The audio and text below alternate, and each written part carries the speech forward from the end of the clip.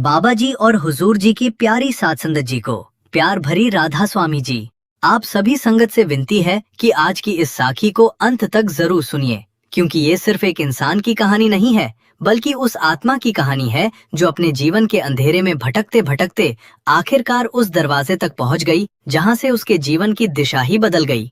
और संगत जी, अगर आप भी मानते हैं कि सदगुरु की कृपा इंसान की जिंदगी में असंभव को भी संभव बना सकती है, तो इस वीडियो को अभी लाइक जरूर कर दीजिए। साथ ही कमेंट में अपने शहर और अपने राज्य का नाम जरूर लिखिए, ताकि हमें भी पता चल सके कि ये साखी आप तक, आपके शहर तक और आपके राज्य तक कहां कहां पहुंच रही है। संगत जी, आज की ये साखी एक ऐसी आत्मा की है जिसके जीवन में बाहर से देखने पर शायद सब कुछ सामान्य था, लेकिन उसके भीतर एक ऐसी बेचैनी थी जिसे वह किसी के सामने कह भी नहीं पाता था। उसके पास सांसें थीं, शरीर था, दिन थे, रातें थीं, लोगों की भीड़ थी, रिश्ते थे, लेकिन फिर भी उसे लगता था जैसे वह इस संसार में बिल्कुल अकेला है। उस आत्मा का नाम था हरिदास। हरिदास अक्सर रात के समय अपने घर की छत पर बैठकर आसमान की तरफ देखा करता था। चारों तरफ लोग अपने अपने घरों में चैन से सो रहे होते। कहीं किसी बच्चे की हंसी सुनाई देती, कहीं किसी घर से बातचीत की आवाज आती, लेकिन हरिदास के भीतर एक अजीब सा सन्नाटा पसरा रहता। वो खुद से पूछता, आखिर मैं यहाँ क्यों आया हूँ? मैं किस चीज की तलाश कर रहा हूँ? मेरे पास जो कुछ है उससे मेरा मन संतुष्ट क्यों नहीं होता? और सबसे बड़ा सवाल उसके भीतर यही उठता था कि क्या सचमुच इस दुनिया में कोई ऐसा है जो मुझे बिना किसी स्वार्थ के अपना कह सके? कई बार वो अपने ही सवालों से परेशान होकर आंखें बंद कर लेता और मन ही मन कहता, हे मालिक, अगर तू सच में है तो मुझे रास्ता दिखा। मैं थक चुका हूँ। मैं दुनिया को समझते समझते थक चुका हूँ। रिश्तों को निभाते निभाते थक चुका हूँ। अपनी इच्छाओं के पीछे भागते भागते थक चुका हूँ। मुझे बस इतना बता दे कि मेरा असली घर कहाँ है। लेकिन हरिदास को कोई उत्तर दिखाई नहीं देता था। दिन बीतते गए।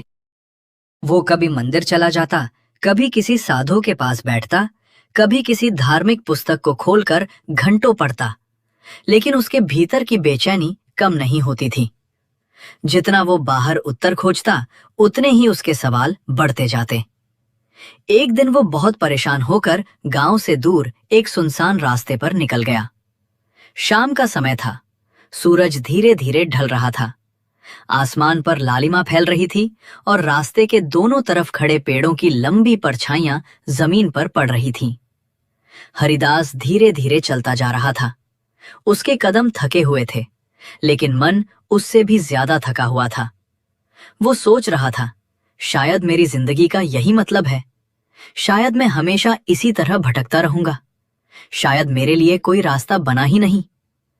चलते चलते वो एक पुराने पेड़ के नीचे जाकर बैठ गया। उसने अपना सिर घुटनों पर रख लिया और उसकी आंखों से आंसू निकलने लगे। वो किसी इंसान के सामने नहीं रो रहा था, वो अपने मालिक के सामने रो रहा था।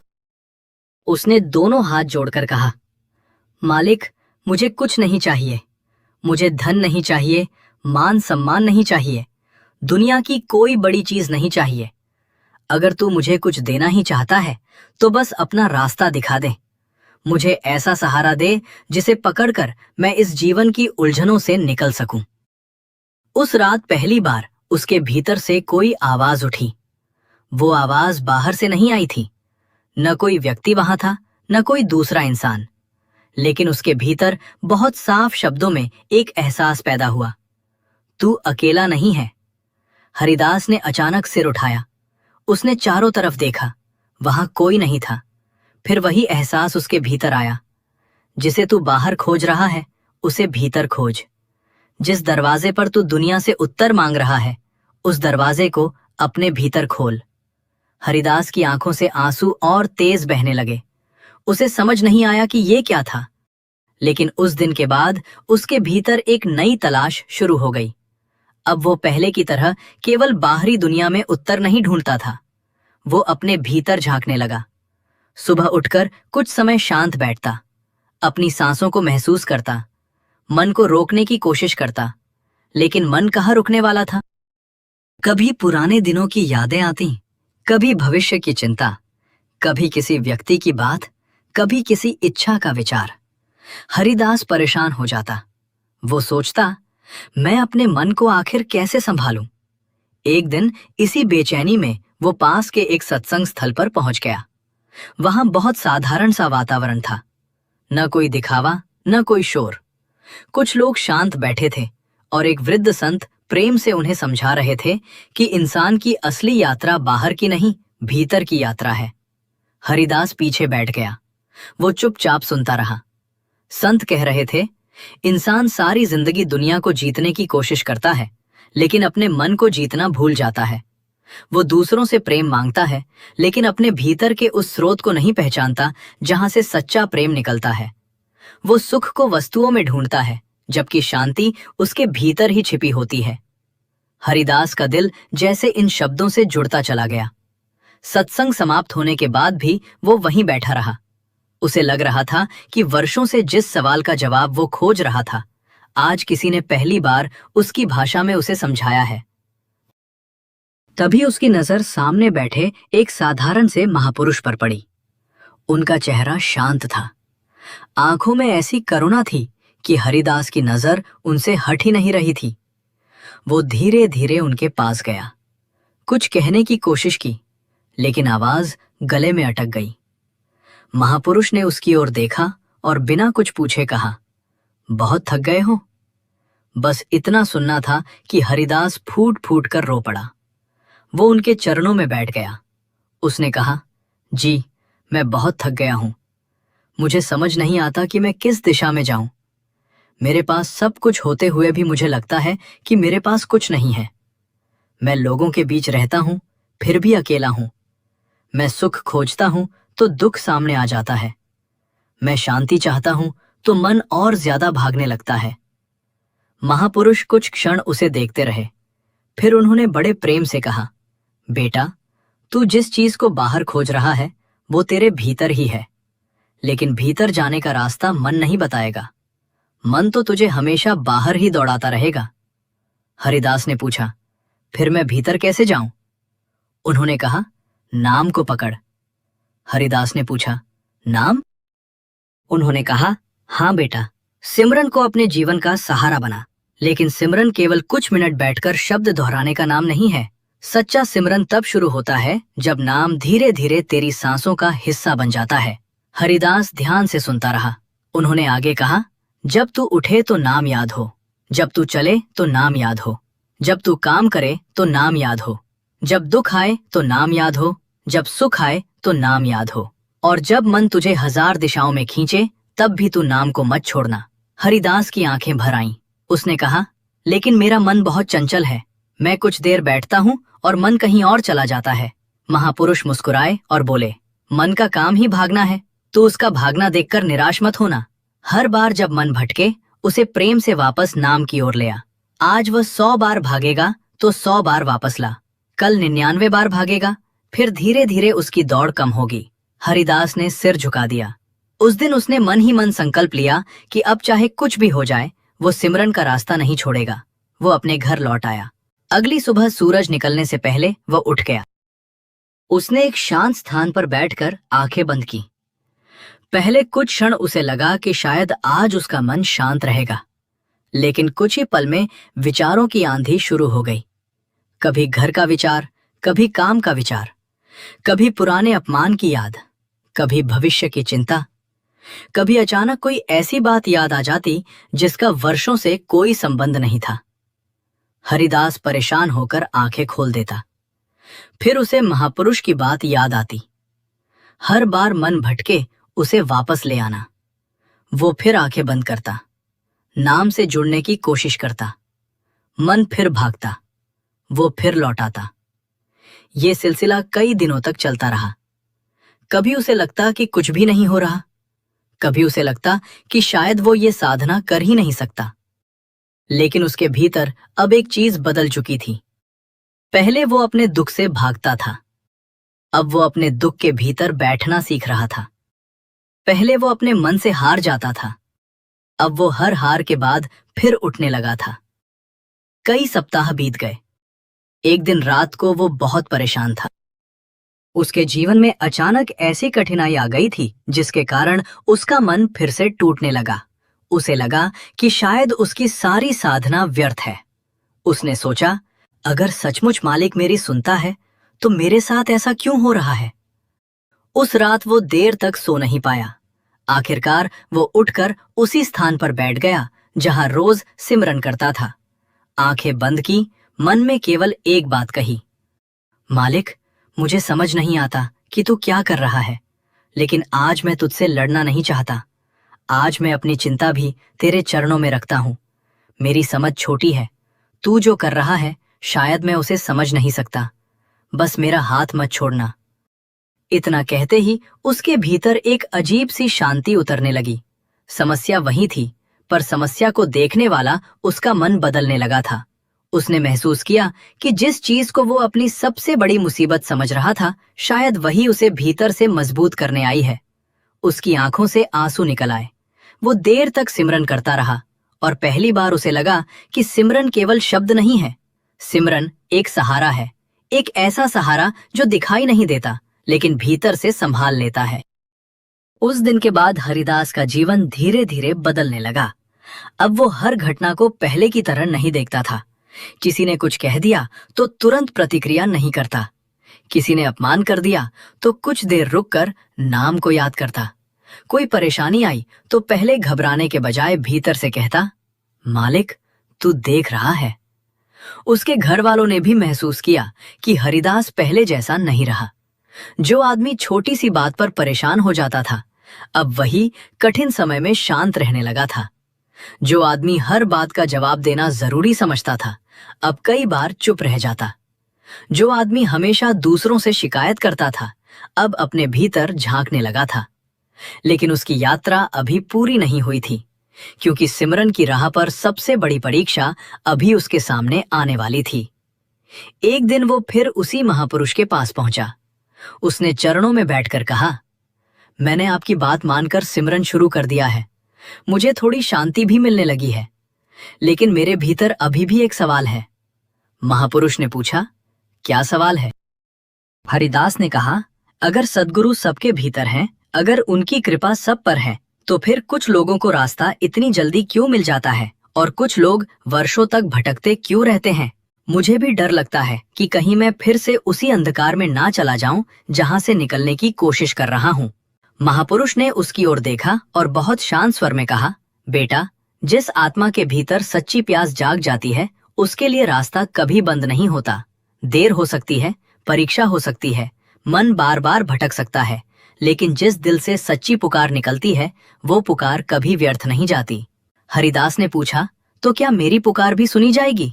महापुरुष ने कहा, तू ये मत पूछ कि तेरी पुकार सुनी जाएगी या नहीं, तू बस पुकारता रहे, क्योंकि जिस दिन तुझे ये अनुभव हो गया कि कोई तेरी पुकार सुन रहा है, उस दिन से तेरी आधी बेचैनी उसी क्षण समाप्त हो जाएगी। हरिदास चुप हो गया। उसने सिर झुका लिया। उसके भीतर जैसे कोई बात गहराई तक उतर गई थी। वो उठने लगा तो महापुरुष ने उसका हाथ पकड़कर कहा, याद रखना, रास्ता लंबा हो सकता है, लेकिन तू अकेला नहीं चल रहा। हरदास ने उनकी ओर देखा। उसकी आंखों में फिर आंसू आ गए। वो कुछ बोल नहीं पाया, बस सिर झुकाकर वहां से चल पड़ा। लेकिन उस दिन उसे ये नहीं मालूम था कि आने वाले दिनों में उसकी जिंदगी में ऐसी घटना होने वाली है जो उसके विश्वास की पूरी परीक्षा लेने वाली थी। और उसी घटना के बाद उसे पहली बार ये अनुभव होने वाला था कि सद्गुरु का सहारा केवल शब्दों में नहीं, बल्कि जीवन की सबसे कठिन घड़ी में भी उसके साथ खड़ा रहता है। कुछ ही दिनों बाद हरिदास के जीवन में अचानक एक ऐसी परिस्थिति आ गई जिसकी उसने कभी कल्पना भी नहीं की थी। उसके घर में एक के बाद एक परेशानियां आने लगीं। जिस काम के सहारे उसका घर चल रहा था, उसमें अचानक भारी नुकसान हो गया। जिन लोगों पर उसने भरोसा किया था, वही लोग धीरे धीरे उससे दूर होने लगे। घर के खर्च बढ़ते जा रहे थे और आमदनी का कोई निश्चित साधन दिखाई नहीं दे रहा था। हरिदास बाहर से शांत रहने की कोशिश करता, लेकिन भीतर से वो टूटने लगा था। रात को जब घर के सभी लोग सो जाते, वो अकेले बैठकर सिमरन करता और मन ही मन कहता, मालिक, मैं तेरे रास्ते पर चलने की कोशिश कर रहा हूं, फिर ये सब क्यों हो रहा है? क्या मेरी परीक्षा ली जा रही है या मेरी कोई गलती है जिसे मैं समझ नहीं पा रहा? कई रातों तक उसके मन में यही सवाल उठते रहे। एक दिन परिस्थिति इतनी बिगड़ गई कि घर में खाने तक की चिंता खड़ी हो गई। हरिदास की पत्नी ने बहुत चिंता में उससे पूछा, अब क्या होगा? हरिदास कुछ क्षण चुप रहा। फिर उसने कहा, मुझे नहीं पता कि क्या होगा, लेकिन इतना जरूर जानता हूं कि हमें घबराना नहीं है। हम अपना कर्म करेंगे और बाकी मालिक पर छोड़ देंगे। उसकी पत्नी ने कहा, लेकिन केवल भरोसे से घर कैसे चलेगा?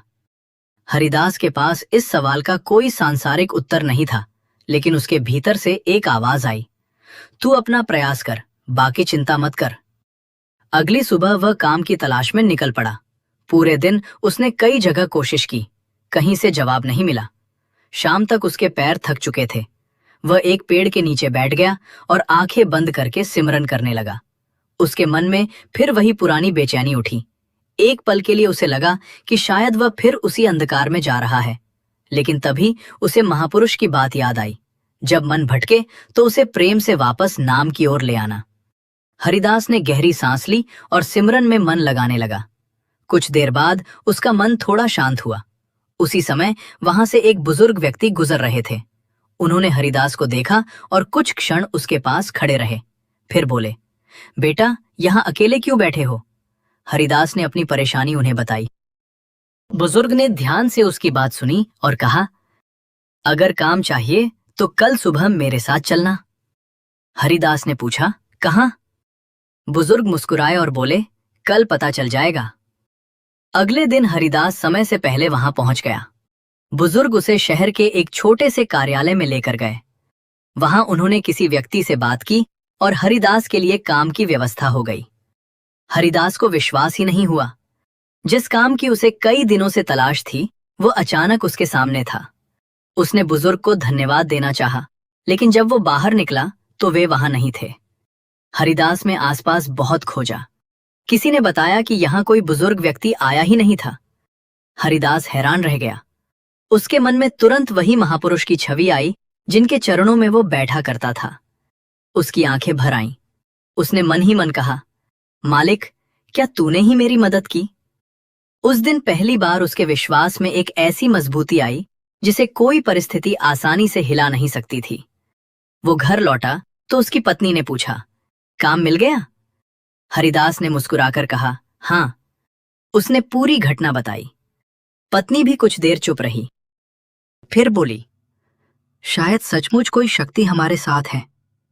हरिदास ने कहा, शक्ति हमेशा साथ है, कमी हमारी आंखों में है, हम उसे देख नहीं पाते। उस दिन से हरिदास का सिमरन और गहरा हो गया।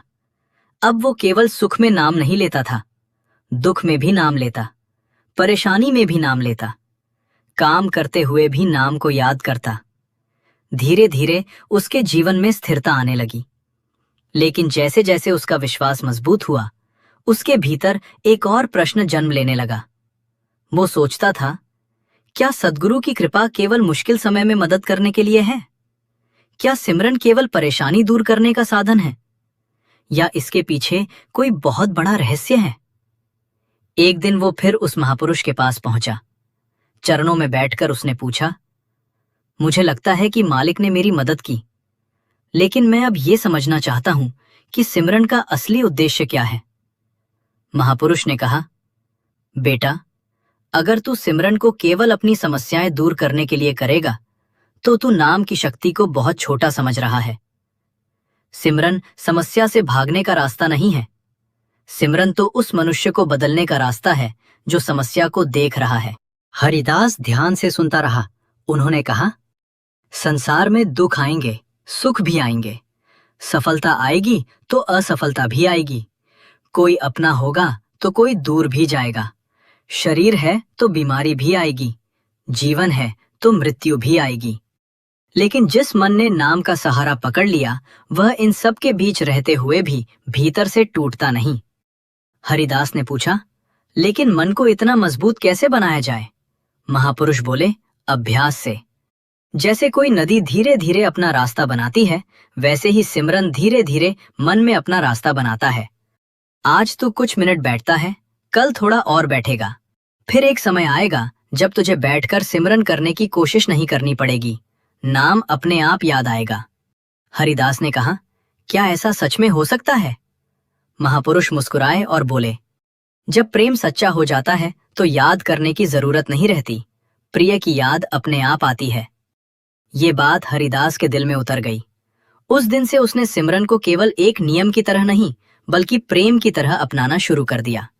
वह सुबह उठते ही नाम को याद करता, काम पर जाते समय नाम को याद करता, रास्ते में चलते हुए नाम को याद करता। कभी कभी रात को उसकी आंख खुल जाती तो उसे लगता कि उसके भीतर नाम की धारा चल रही है। धीरे धीरे उसे अपने मन में बदलाव महसूस होने लगा। पहले किसी की बात उसे कई दिनों तक परेशान करती थी, अब वो कुछ समय बाद उसे छोड़ देता।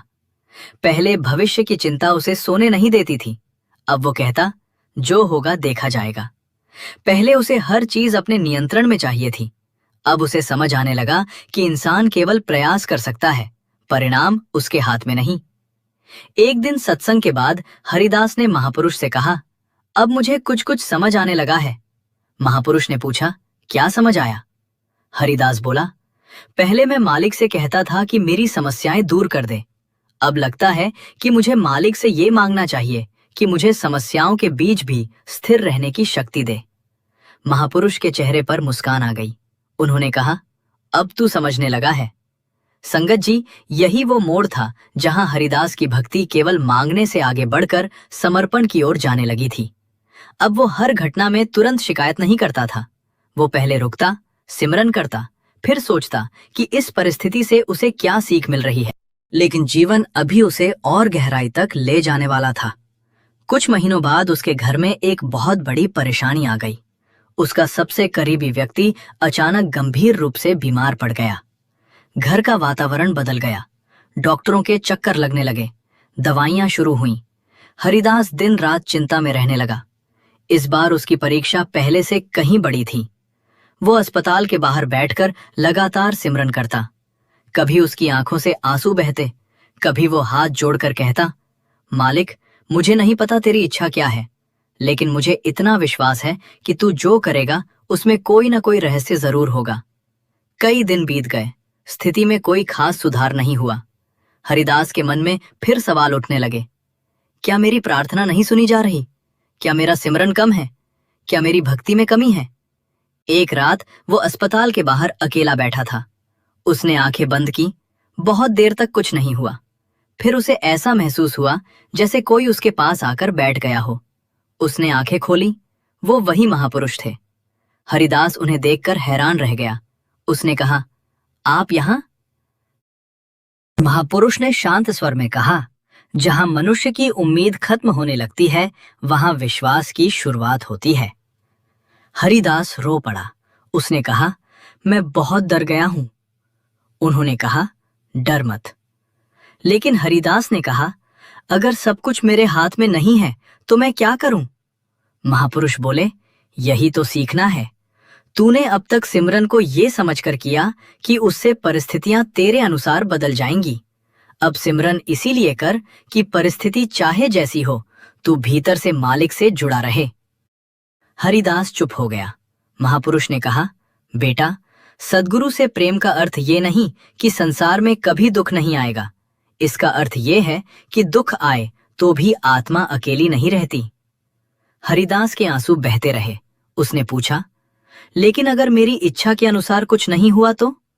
महापुरुष बोले, तब भी नाम को मत छोड़ना, क्योंकि जिस दिन तूने अपनी इच्छा से ऊपर मालिक की इच्छा को स्वीकार करना सीख लिया, उसी दिन तेरे भीतर एक ऐसी शांति जन्म लेगी जिसे संसार की कोई घटना छीन नहीं सकेगी।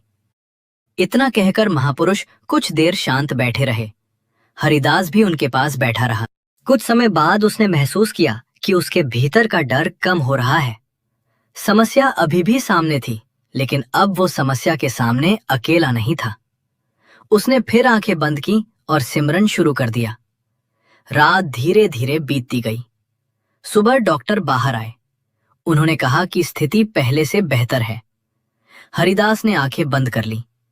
उसके होठों पर हल्की मुस्कान आई।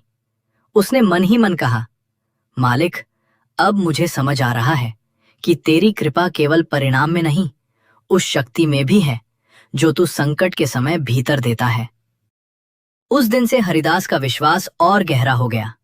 अब वो हर कठिनाई को देखकर टूटता नहीं था। वो जानता था कि उसे अपनी ओर से कर्म करना है, सिमरन करना है, सेवा करनी है और बाकी मालिक पर छोड़ देना है। धीरे धीरे उसके जीवन में एक ऐसी अवस्था आने लगी जहां वो हर इंसान में कुछ अच्छा देखने लगा। जिस व्यक्ति से उसे पहले शिकायत थी, उसके लिए भी उसके मन में दया आने लगी। जिसने कभी उसे दुख दिया था, उसके लिए भी वो कहता, शायद ये भी अपनी मजबूरियों में बंधा हुआ है। वो समझने लगा कि जब मन में सिमरन बढ़ता है तो सबसे पहले दूसरों के प्रति हमारा दृष्टिकोण बदलता है। अब उसे कोई अपना और कोई पराया उतना स्पष्ट नहीं लगता था। उसे लगता था कि हर आत्मा अपनी अपनी यात्रा पर है।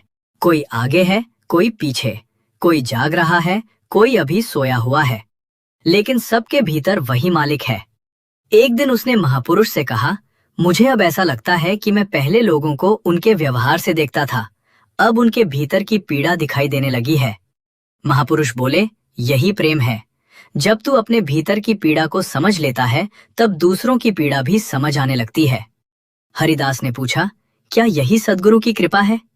महापुरुष बोले, कृपा का सबसे बड़ा चिन्ह यही है कि तेरा हृदय कठोर होने के बजाय और कोमल हो जाए। तेरे भीतर अहंकार बढ़ने के बजाय विनम्रता आए। तुझे दूसरों से ऊपर होने का एहसास न हो, बल्कि हर जीव में उसी सत्ता की झलक दिखाई दे। हरिदास ने सिर झुका दिया। उस दिन उसने महसूस किया कि उसकी यात्रा अभी केवल शुरू हुई है। उसने संसार से दूर भागना नहीं सीखा था, उसने संसार के बीच रहकर नाम को पकड़ना सीखा था। अब वो पहले की तरह किसी चमत्कार की प्रतीक्षा नहीं करता था। उसे छोटे छोटे क्षणों में भी मालिक की उपस्थिति महसूस होने लगी थी। सुबह की हवा में, सूरज की पहली किरण में, किसी जरूरतमंद की मदद करते समय, किसी दुखी इंसान को सांत्वना देते समय, और सबसे ज्यादा अपने सिमरन के उन शांत क्षणों में, जब उसका मन कुछ देर के लिए दुनिया की भागदौड़ से हटकर भीतर की ओर चला जाता। एक रात सिमरन करते करते उसे अचानक ऐसा अनुभव हुआ जैसे उसके भीतर कोई गहरा प्रकाश फैल रहा हो। उसने आंखें बंद ही रखीं। उसे लगा जैसे उसके चारों तरफ की सारी आवाजें धीरे धीरे दूर हो रही हैं। मन शांत हो रहा है, सांसें हल्की हो रही हैं, और उसी शांति के बीच उसे अपने सद्गुरु का चेहरा दिखाई दिया। वही करुणामयी आंखें, वही शांत मुस्कान, वही प्रेम। हरिदास की आंखों से आंसू बहने लगे। उसे भीतर से जैसे किसी ने कहा, तू अकेला नहीं है। वो आवाज इतनी परिचित थी कि हरिदास का पूरा शरीर भाव से भर गया। उसने मन ही मन कहा, मालिक, अगर तू मेरे साथ है तो मुझे किसी और चीज की जरूरत नहीं। और तभी उसके भीतर एक ऐसी शांति उतरी जिसे वो शब्दों में समझा नहीं सकता था। उस रात के बाद उसकी साधना पूरी तरह बदल गई। अब वो केवल सिमरन करने नहीं बैठता था, वो सद्गुरु की उपस्थिति में बैठता था। हर बार उसे लगता जैसे कोई उसके सामने बैठा है। कभी वो अपने दुख कहता, कभी अपनी गलतियां स्वीकार करता, कभी बिना कुछ कहे बस चुप रहता, और कभी कभी उसकी आंखों से केवल आंसू बहते रहते। धीरे धीरे उसे यह एहसास होने लगा कि सच्ची भक्ति में शब्द कम पड़ जाते हैं, वहां केवल प्रेम बचता है। और इसी प्रेम के साथ हरिदास की जिंदगी आगे बढ़ती गई। लेकिन जिस अनुभव की ओर उसकी साधना उसे ले जा रही थी, उसका सबसे बड़ा द्वार अभी खुलना बाकी था। क्योंकि आने वाले एक दिन सिमरन में बैठे बैठे उसे ऐसा अनुभव होने वाला था जिसमें उसे पहली बार यह समझ आने वाला था कि सद्गुरु केवल बाहर दिखाई देने वाला एक रूप नहीं, बल्कि उस चेतना का नाम है जो उसके भीतर भी उसी क्षण मौजूद है। और उस अनुभव के बाद हरिदास की पूरी दृष्टि बदल जाने वाली थी। उस रात हरिदास हमेशा की तरह अपने कमरे में अकेला बैठा सिमरन कर रहा था। बाहर हल्की बारिश हो रही थी। खिड़की से आती ठंडी हवा कमरे के भीतर फैल रही थी और दूर कहीं बारिश की बूंदों की आवाज सुनाई दे रही थी। हरिदास ने आंखें बंद की। कुछ देर तक मन इधर उधर भागता रहा। फिर धीरे धीरे सिमरन की धारा गहरी होने लगी। उसकी सांसें शांत होने लगीं, शरीर का एहसास कम होने लगा, और अचानक उसे ऐसा लगा जैसे वो किसी बहुत विशाल और शांत स्थान में प्रवेश कर गया हो। वहां न कोई शोर था, न कोई चिंता, न कोई इच्छा, बस एक गहरी शांति थी। उस शांति के बीच उसे अपने सद्गुरु का वही करुणामयी चेहरा दिखाई दिया। हरिदास के भीतर से आवाज निकली, मालिक। और उसी क्षण उसे लगा जैसे उसके सिर पर किसी ने प्रेम से हाथ रख दिया हो। उसके पूरे शरीर में जैसे एक कंपन दौड़ गया। उसकी आंखों से आंसू बहने लगे। उसे भीतर से एक एहसास हुआ कि मैं तुझे छोड़कर कभी नहीं गया। तू ही मुझे बाहर खोजता रहा, मैं तेरे भीतर ही था। हरिदास जैसे भीतर से टूटकर उस प्रेम में समा गया। उसने कहा, अगर आप मेरे भीतर ही थे तो मैं आपको इतने वर्षों तक क्यों नहीं पहचान पाया? उसे उत्तर मिला, क्योंकि तेरा मन बाहर की आवाजों में उलझा हुआ था। तू संसार से पूछता रहा कि तू कौन है, तुझे कहाँ जाना है और तुझे क्या चाहिए। लेकिन तूने कभी अपने भीतर शांत होकर ये नहीं पूछा कि मैं कौन हूं। हरिदास की आंखों से आंसू लगातार बह रहे थे। उसे अपने जीवन के सारे पुराने दिन याद आने लगे। वो अकेलापन, वो बेचैनी, वो रातें जब उसे लगता था कि उसका कोई नहीं है, वो समय जब वो दुनिया से उम्मीद करता रहा। और फिर उसे याद आया वो पहला दिन जब उसने महापुरुष के चरणों में बैठकर सिमरन का रास्ता सुना था। आज उसे समझ आ रहा था कि शायद वही उसकी जिंदगी का असली मोड़ था। उसने मन ही मन कहा, मालिक, मैं कितना अज्ञानी था। अंदर से जैसे उत्तर आया, अज्ञानता से घबराना मत। जब अंधकार का पता चल जाता है तो प्रकाश की तलाश शुरू हो जाती है। हरिदास को लगा जैसे उसके भीतर कोई बहुत पुराना दरवाजा खुल रहा है। उसे महसूस हुआ कि उसका दुख केवल दुख नहीं था, उसकी बेचैनी केवल बेचैनी नहीं थी, वह उसकी आत्मा की पुकार थी। वो पुकार उसे सद्गुरु तक लाई थी। कुछ देर बाद वो अनुभव धीरे धीरे समाप्त हो गया। हरिदास ने आंखें खोलीं। कमरे में वही अंधेरा था। बारिश अभी भी हो रही थी, लेकिन हरिदास पहले जैसा नहीं रहा था। वो कुछ देर तक चुप बैठा रहा। उसने महसूस किया कि बाहर कुछ नहीं बदला था, लेकिन उसके भीतर सब कुछ बदल गया था। अब उसे यह विश्वास नहीं चाहिए था कि सद्गुरु उसके साथ हैं। उसे इसका अनुभव हो चुका था। अगली सुबह वो सीधे महापुरुष के पास गया। उनके चरणों में बैठते ही उसकी आंखों से आंसू निकल आए। महापुरुष ने पूछा, क्या हुआ बेटा? हरिदास ने पूरी घटना बताई। महापुरुष शांत होकर सुनते रहे, फिर बोले, अच्छा है कि तेरा मन भीतर की ओर मुड़ रहा है, लेकिन एक बात हमेशा याद रखना, किसी अनुभव को पकड़कर मत बैठ जाना। अनुभव आया है तो उसका धन्यवाद कर और फिर अपनी साधना में लग जा। हरिदास ने पूछा, लेकिन जो मैंने देखा, क्या वो सच था?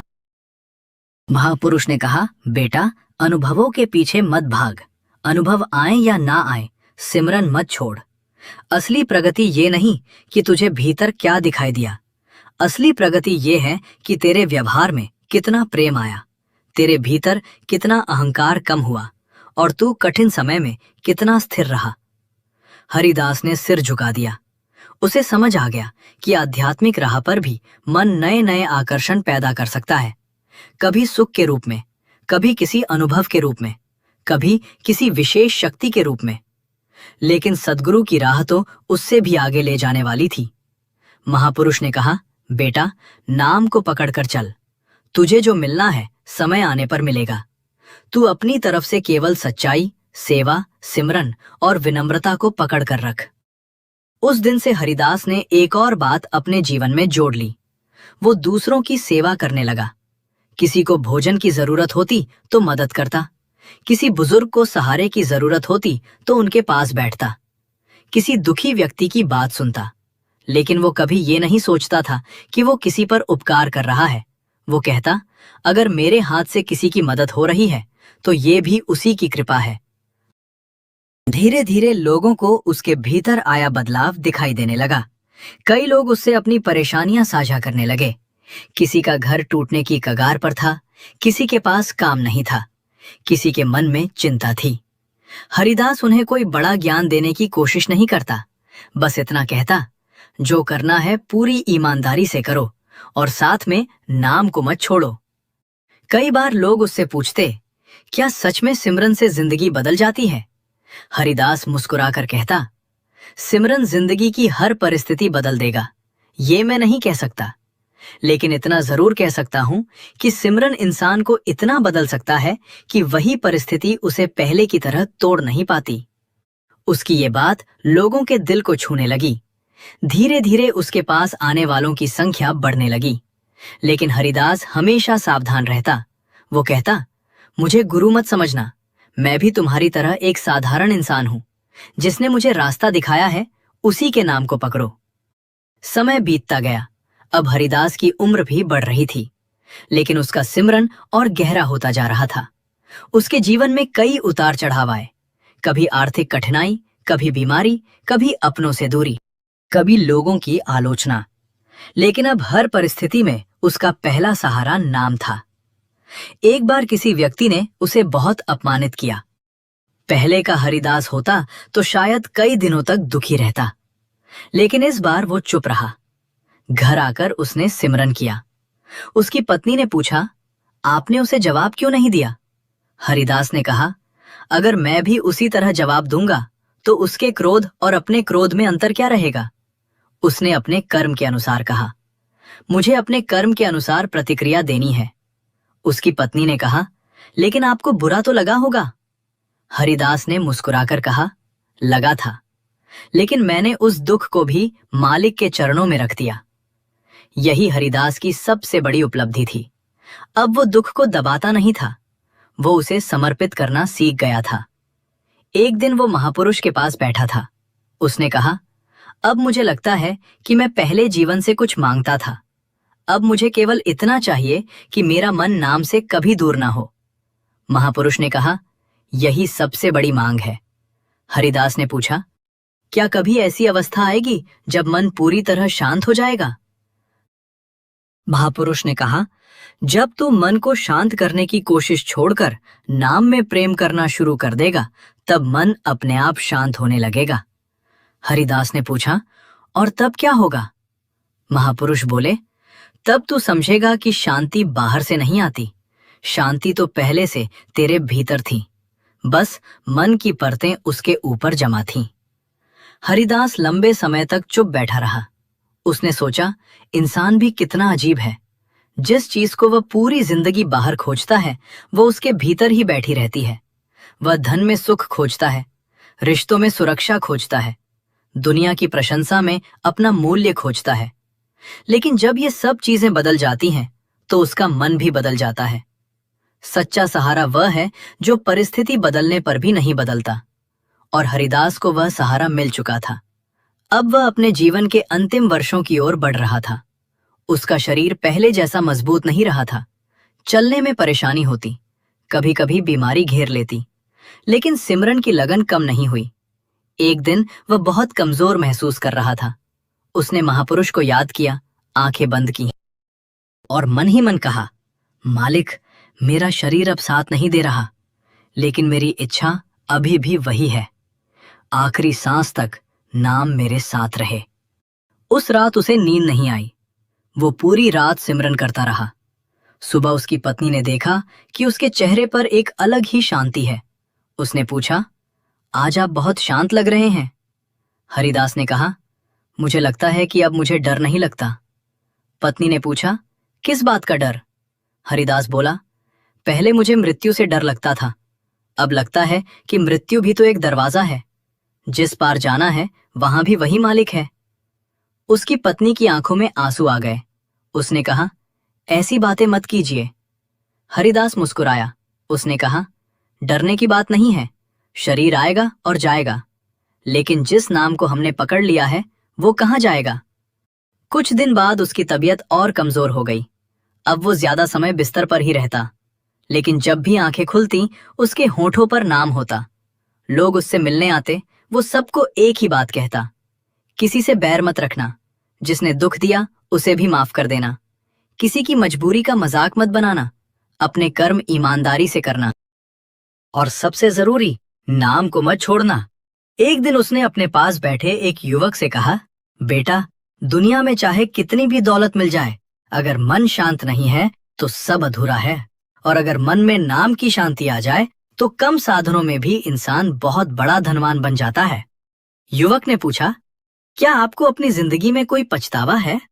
हरिदास कुछ देर चुप रहा, फिर बोला, एक ही पछतावा है, मैंने अपने जीवन के बहुत साल बाहर खोजने में गवा दिए। अगर पहले समझ गया होता कि रास्ता भीतर है तो शायद इतने साल चिंता में नहीं बिताने पड़ते। फिर उसने मुस्कुराकर कहा, लेकिन शायद वो भी मालिक की योजना थी। उसी भटकने ने मुझे तलाश करना सिखाया। उसकी आंखें बंद होने लगीं। कमरे में बैठे लोग शांत हो गए। हरिदास ने धीरे धीरे सिमरन शुरू किया। उसकी सांसें बहुत हल्की हो गईं। उसे लगा जैसे वो फिर उसी प्रकाश में प्रवेश कर रहा है जिसे उसने वर्षों पहले अपने सिमरन में महसूस किया था। लेकिन इस बार वो अनुभव पहले से कहीं अधिक स्पष्ट था। उसे लगा जैसे उसके सामने उसके सद्गुरु खड़े हैं, वही शांत चेहरा, वही करुणामयी दृष्टि। उन्होंने कहा, बेटा, अब डरने की जरूरत नहीं। हरिदास ने मन ही मन कहा, मैं तैयार हूं। उसके भीतर से जैसे उत्तर आया, तू कभी अकेला था ही नहीं। हरिदास की आंखों से अंतिम बार आंसू निकले। उसने अपनी सारी चिंताएं, सारी इच्छाएं, सारे रिश्ते, सारी यादें और अपना पूरा जीवन उस नाम के चरणों में समर्पित कर दिया। उसके होठों पर सिमरन चलता रहा। सांस धीरे धीरे शांत होती गई और उसी शांति में उसे ऐसा लगा जैसे कोई उसका हाथ पकड़कर उसे उस प्रकाश की ओर ले जा रहा है। वह प्रकाश लगातार उज्जवल होता जा रहा था। हरिदास के भीतर अब कोई डर नहीं था, कोई सवाल नहीं था, कोई मांग नहीं थी। बस एक ही भाव था, मैं अपने घर लौट रहा हूं। और जिस क्षण उसकी अंतिम सांस उस नाम में विलीन हुई, उसके चेहरे पर ऐसी शांति थी जिसे देखकर वहां मौजूद हर व्यक्ति की आंखें भर आईं। लेकिन हरिदास की कहानी का सबसे बड़ा संदेश उसकी मृत्यु नहीं थी। उसका असली संदेश तो वह जीवन था जो उसने मृत्यु से पहले जीना सीख लिया था। उसने समझ लिया था कि सद्गुरु का सहारा केवल संकट में मांगने की चीज नहीं है, वह तो जीवन जीने की दिशा है। उसने समझ लिया था कि सिमरन केवल शब्द दोहराना नहीं, बल्कि अपने मन को बार बार उसी सत्य की ओर लौटाना है। उसने समझ लिया था कि सेवा केवल किसी की सहायता करना नहीं, बल्कि हर जीव में उसी मालिक की झलक देखकर प्रेम करना है। और सबसे बड़ी बात, उसने ये समझी कि जब इंसान सच्चे मन से सद्गुरु की शरण पकड़ लेता है, तो उसके जीवन में परिस्थितियां चाहे जैसी रहें, उसके भीतर एक ऐसा दीपक जल सकता है जो सबसे घने अंधकार में भी रास्ता दिखाता है। संगत जी, अगर इस साखी ने आपके दिल को छुआ है तो वीडियो को लाइक जरूर करें और कमेंट में बताएं कि इस कहानी का कौन सा संदेश आपके दिल के सबसे करीब लगा। अगर आप हमारे चैनल पर पहली बार आए हैं तो चैनल को सब्सक्राइब जरूर करें। साथ ही बेल आइकन पर क्लिक करके उसमें ऑल बटन जरूर दबा दें, ताकि ऐसी आध्यात्मिक और प्रेरणादायक साखियां जब भी हमारे चैनल पर आएं, उनकी सूचना आपको सबसे पहले मिल सके। और अगर आपको लगता है कि ये संदेश किसी ऐसे व्यक्ति तक पहुंचना चाहिए जो आज किसी परेशानी या चिंता से गुजर रहा है, तो इस वीडियो को उसके साथ जरूर शेयर करें। हरिदास की जिंदगी हमें यही समझाती है कि कभी कभी जिस अंधकार को हम अपना दुर्भाग्य समझते हैं, वही अंधकार हमें उस रोशनी की ओर ले जाने वाला रास्ता बन जाता है। जिस अकेलेपन को हम अपनी सजा समझते हैं, वही अकेलापन हमें भीतर झांकना सिखा सकता है। जिस परेशानी को हम अपना अंत समझते हैं, वही परेशानी हमारे भीतर विश्वास की शुरुआत बन सकती है। और जिस समय हमें लगता है कि कोई हमारे साथ नहीं है, शायद उसी समय सद्गुरु का हाथ सबसे करीब होता है। हरिदास भी कभी यही सोचता था कि उसका कोई नहीं है। उसे लगता था कि वो संसार की भीड़ में अकेला है। लेकिन जब उसने भीतर की ओर देखना शुरू किया, तो उसे पता चला कि जिसे वो बाहर खोज रहा था, वो हमेशा उसके साथ था। उसने केवल उसे पहचानना बाकी था।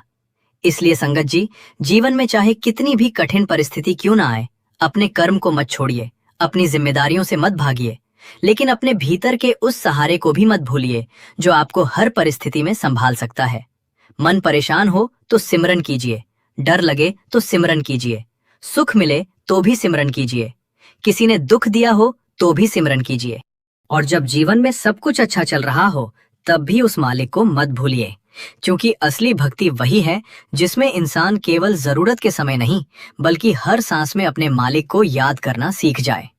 हरिदास ने अंत में यही सीखा था कि जीवन का सबसे बड़ा खजाना बाहर नहीं मिलता, वो किसी बाजार में नहीं मिलता, वो धन से नहीं खरीदा जा सकता, वो किसी पद या सम्मान से नहीं मिलता।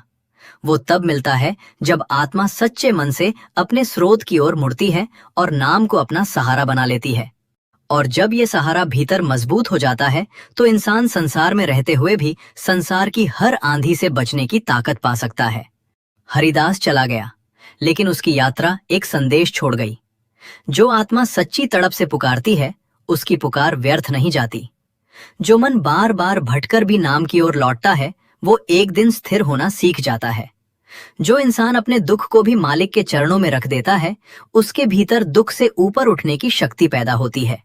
और जो सद्गुरु के प्रेम को पहचान लेता है, उसके लिए फिर अकेलापन पहले जैसा नहीं रहता, क्योंकि उसे पता होता है कि वो इस संसार की यात्रा अकेले नहीं कर रहा। उसके साथ वो अदृश्य सहारा है, जिसने उसकी पुकार को सुना, उसकी कमजोरी को समझा, उसके गिरने पर उसे उठाया और उसके भटकने पर उसे रास्ता दिखाया। यही हरिदास की सबसे बड़ी कमाई थी, और शायद यही हम सबकी भी सबसे बड़ी तलाश है।